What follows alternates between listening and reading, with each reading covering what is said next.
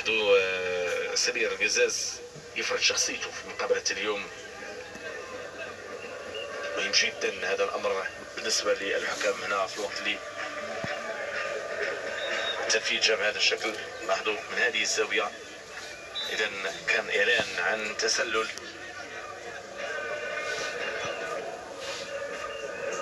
إساءة باسم الفعالية.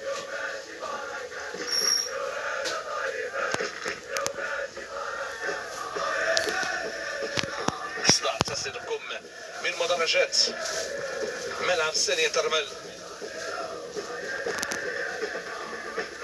تنافس لا زال مستمرا، كرة ملعوبة على مستوى الشق الهجومي، تحضير من جانب المولودية، ولكن هنالك تغطية، هنالك تعامل من جانب الدفاع. المتابعة اسماعيل العلوي يرصد ما يحدث على مستوى مباراة اليوم.